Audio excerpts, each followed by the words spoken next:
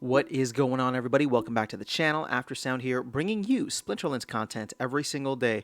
We also stream right here in this channel every Tuesday, Thursday, and Sunday morning, so come by and say hello.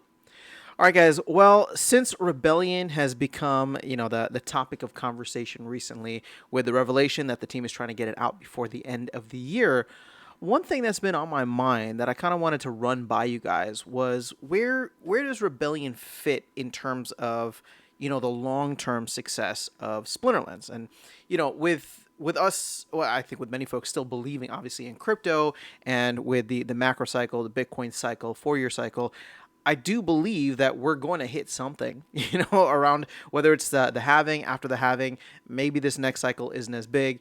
Where does Rebellion fit in all of that?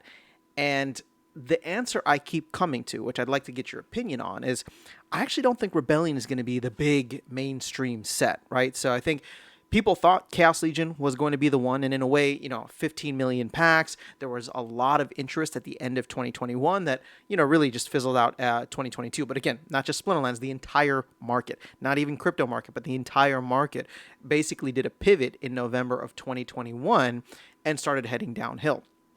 So as we look to Rebellion, and we look to how many packs Rebellion could have, or how many, more importantly, how many packs might end up selling, and how scarce or how valuable these cards end up being. What do things look like post Rebellion? So I know we're going pretty far out today, considering Rebellion isn't even here yet. But what I'm trying to get at is if the team does stick with whether it's a 12-month release cycle, 18-month, maybe even 2-year release cycle, we could be in for an interesting time period where Rebellion is almost like this short gapped stop for the game, right? So it comes out potentially by the end of this year. And let's assume there's a mechanism to burn built in. I think the team has talked about that extensively. We don't know the full details yet, right? But Aggie has talked about how he's wanted to have a 9-month on, 12-month off release cycle, and essentially have a burn mechanism built in place. So let's say we get this before the end of the year. I'm just going to go with, I'm just going to go with December for right now, right? So let's say similar to Chaos Legion, which launched in December of 2021, we do get December of 2023 Rebellion, which is the next core set.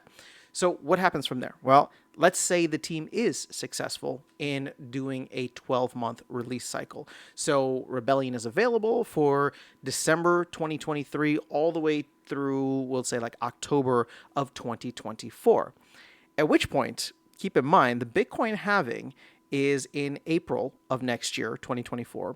So we'd only be about 6 months post halving, and usually we see the big run up happening between 6 to 18 months, and the top or the blow off top happening between 12 to 18 months after the Bitcoin halving. So that would really take us to the end of 2025, which means that we could get Rebellion, and Rebellion could potentially be a smaller set. And when I say smaller, I mean the amount of packs being sold, considering where the player base is right now, considering the fact that we may not have a massive pump or massive bull run beginning at any point within the next 12 months, let's call it, right? It could be, maybe in about 12 months. But my point being that if the Bitcoin halving is in April and we don't start to see things until the end of 2024, which was similar to how things played out in 2020, right? I believe the halving was in May of 2020, and Bitcoin hit a new all-time high, meaning that it crossed that 20K in December of 2020, right? So, and then of course we got the madness that was 2021, super fun year, crypto went off, it was a great time. So if we do follow a similar structure to that and overlay what Rebellion looks like, Rebellion doesn't even make it to the end of 2024. If we do release Rebellion by the end of this year and the burn mechanisms put in place, even if it's supposed to go for a full year, Rebellion either sells out or burns out in November or December of next year, 2024. And that could be before the fireworks felt from the halving and the bull run really start to take effect. So again, Rebellion is going to be like this stopgap solution, which is going to be good for the team. They'll be able to raise some money. We do get modern format updated. You don't have Untamed in there. And so there'll be a kind of a revitalization of what modern is for a lot of the new players who've been waiting for this, myself included. We'll get to see what the game looks like. And then we get the main we get the main course of what's happening with Rebellion. So I don't sorry, not Rebellion, but with the Bull Run. So again, obviously I can't predict the future. I'm just trying to overlay these 4-year cycles on top of what we could potentially expect in terms of Splinterland's core releases.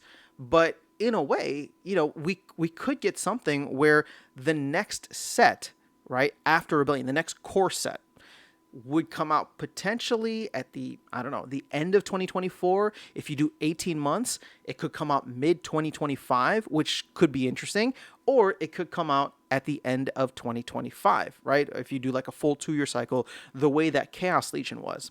And in each of those scenarios, that next set is going to be the one that comes out during the bull run, during the time when we're all hoping, there's a massive influx of players and investors into the Web3 gaming space. So, if people have high hopes for Rebellion, that's not where I would go. In fact, I'm comparing Rebellion to Rift Watchers here, where we're seeing Rift Watcher packs only purchased by those who really want them, meaning that the cards actually hold their value.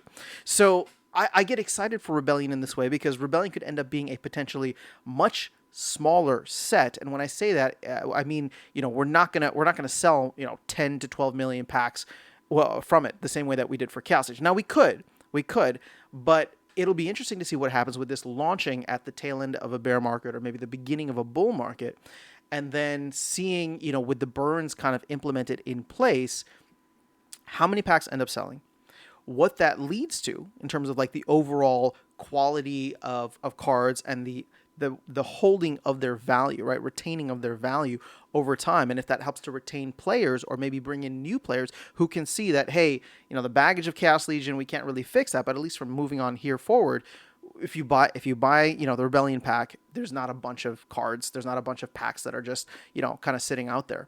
So Rebellion is going to be an interesting, like I said, almost like a middle step solution to what's going on. But I don't think it's going to be the one that's going to draw in people like crazy the way that Chaos Legion did. I think we're going to have to wait another 12, 18, maybe even 24 months to whatever happens after Rebellion. But I'll tell you this.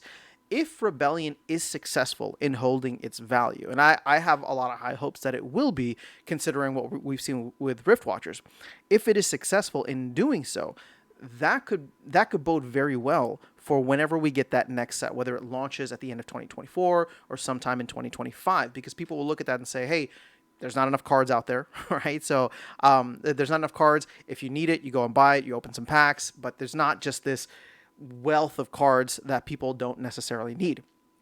On top of that, and I think people are discounting this a little bit, we are not going to have a huge amount of reward cards that end up hitting the market and dragging the market down further. Now, we potentially could, right? There could potentially still be some massive bot farms that decide the unlocking of cards could be more valuable than just holding them in or whatever the case is, and they could dump the market and try to get whatever value for them that they can. But keep in mind that that would only help the economy, right? It would help SPS because if we require DEC burns or maybe even include some voucher burns in there in order to unlock these cards, it helps the most important token, the flywheel effect of SPS and DEC. But on the whole, we don't drag the economy down with so many cards available either from the core set or from reward cards. And for people coming in, they'll realize that the only way they can get some of these new reward cards, hopefully by the time, Rebellion is out and people are coming in next year, sometime in 2024, we'll have Rebellion cards. You got to come in and play for them. You can't just come in and buy your way to the top. But I'm kind of digressing here. My whole point with this was Rebellion seems like it's going to be this stopgap or middle step solution to where we hope things go for the next core set or the next set that we can deem as somewhat mainstream, the way that people viewed Chaos Legion. And I would say, at the time, Chaos Legion was the mainstream set of its time, of its last run, simply because it came out at a time when, the fervor for the game, the fervor for Web3 and crypto was at such a high. Now, you can go back and, criticize the team, you do some armchair quarterbacking on how they handled the release. I'm sure many people will. But either way, at the end of the day, what ended up happening was we got a set that was built and launched to try to match the amount of players. Obviously, we know that it wasn't that many players. There was a lot of botted accounts. But as we move forward, I think the team has better data now. The community has better data that we're all working with, and we can expect better from Rebellion, and then more importantly, what potentially comes after Rebellion. So that's all I have for you guys in this video. Let me know your thoughts in the comments below. I'm curious to see what you all have to say, but otherwise I'll catch you all in the next video and see you around the game. Take care.